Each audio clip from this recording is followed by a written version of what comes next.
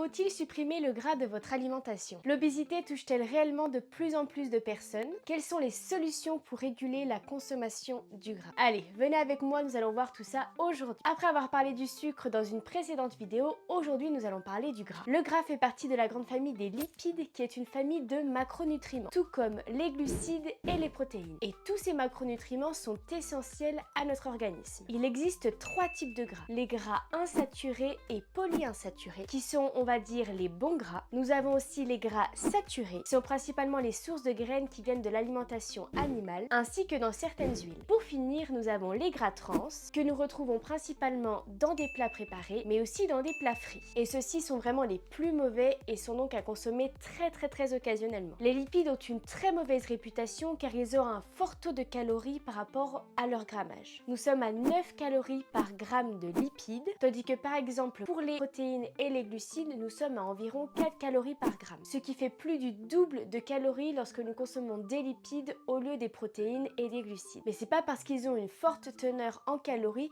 qu'ils sont pour autant mauvais, nous allons voir ça tout de suite. Alors pour commencer, nous allons parler des mauvais gras, les gras saturés, qui sont principalement présents dans les aliments d'origine animale, comme par exemple le beurre, la crème, le lait, le fromage, dans certaines viandes, ainsi que dans certaines huiles végétales, comme par exemple l'huile de coco et l'huile de palme. Les graisses saturées sont les plus néfastes, hormis les graisses trans que nous allons voir juste après, car associées à des molécules de sucre, elles peuvent créer des plaques qui se positionnent dans les artères. Et cette formation de plaques qui bouchent vos artères peut vous causer des problèmes cardiovasculaires. Et cela pourra même entraîner la mort dans les cas vraiment les plus extrêmes, parce qu'en bouchant vos artères, le sang ne pourra plus circuler et surtout nourrir vos organes vitaux. Mais il n'y a pas que les mauvais gras, nous avons aussi les bons gras, qui sont les gras insaturés. Ils sont essentiels à notre organisme, ils ont une fonction anti-inflammatoire et ils sont surtout une énorme source de minéraux et de vitamines. Ils ont même une prévention des maladies cardiovasculaires. Dans ces gras, nous retrouvons les oméga 9, les oméga 6 et les oméga 3. Vous retrouverez par exemple des oméga 9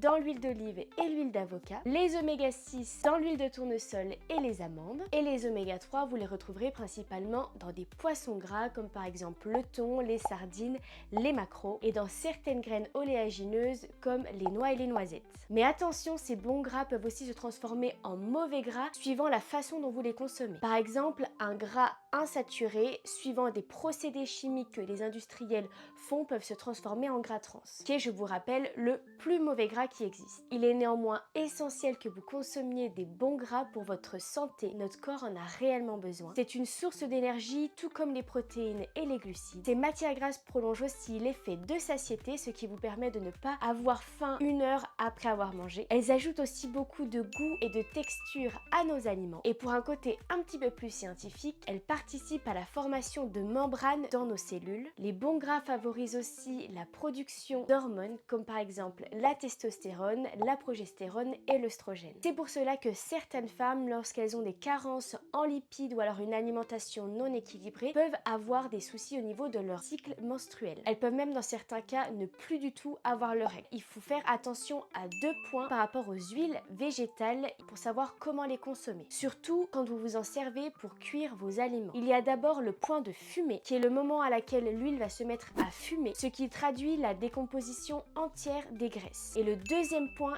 est la stabilité oxydative, c'est la résistance des graisses au contact de l'oxygène. Donc je vous mettrai un tableau sur l'écran pour vous montrer les points de fumée de certaines huiles. Prenez-le bien en compte, car si vous faites une cuisson et que l'huile n'est pas capable d'atteindre le niveau maximum de degrés de votre cuisson, celle-ci va réellement se transformer et surtout créer des molécules qui pourraient être néfastes pour votre santé. Et si vous décidez de consommer des huiles sans les cuire, il y a un autre élément que vous pouvez prendre en compte pour choisir la qualité de vos huiles, c'est le Nutri-Score. Les huiles de bonne qualité sont classées en C, comme par exemple l'huile de noix, l'huile de colza et l'huile d'olive. D'autres huiles végétales et le beurre sont souvent classés en D, et pour les graisses principalement animales, elles sont la plupart du temps classées en E. Mais un excès de gras dans votre consommation quotidienne peut avoir un réel mauvais effet sur votre santé, comme par exemple développer des maladies cardiovasculaires et le diabète de type 2. Selon l'OMS, l'Organisme mondial de la santé, depuis 1975, le nombre de cas d'obésité a triplé à l'échelle planétaire. Et pour savoir quand est-ce que nous sommes en surpoids ou en obésité, nous allons nous servir de l'IMC, qui est l'indice de masse corporelle. C'est un calcul qui prend en compte votre sexe, votre âge et votre poids qui vous permet de savoir dans quelle catégorie vous êtes. Lorsque votre IMC est égal ou supérieur à 25, vous êtes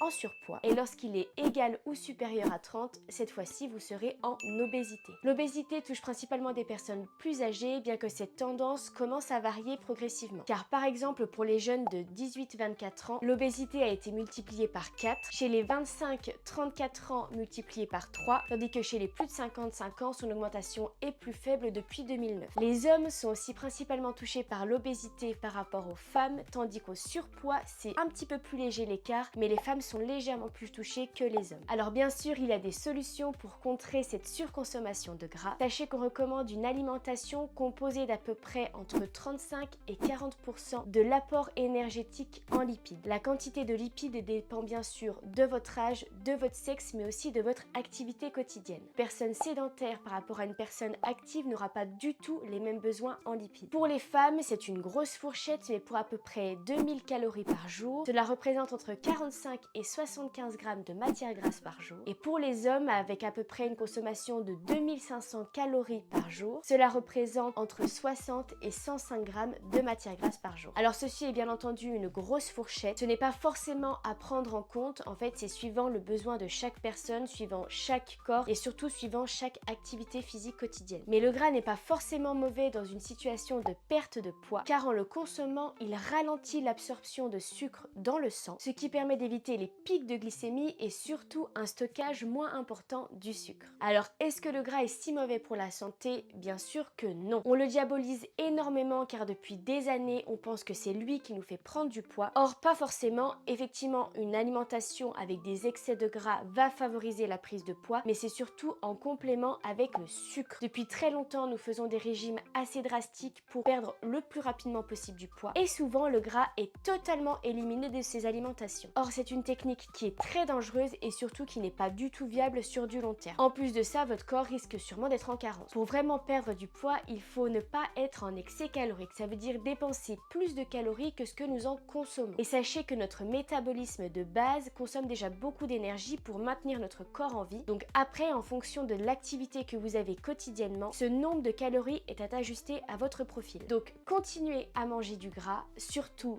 de bons gras. On évite tout ce qui est les gras saturés et les gras trans. On se privilégie sur les gras insaturés et polyinsaturés. Et surtout, nous essayons de les consommer dans leurs formes les plus pures. Donc voilà, j'espère que j'aurai pu répondre à votre question. Le gras est bon pour la santé, mais comme pour tout, pas dans les excès. Je vous retrouve dans une prochaine vidéo très prochainement. Je vous mets aussi mes réseaux sociaux sur l'écran et en barre d'infos. N'hésitez pas à venir m'y suivre. N'hésitez pas aussi à commenter la vidéo, à me poser des questions, à mettre un petit like et vous abonner. Et je vous retrouve bientôt dans une prochaine vidéo. Ciao!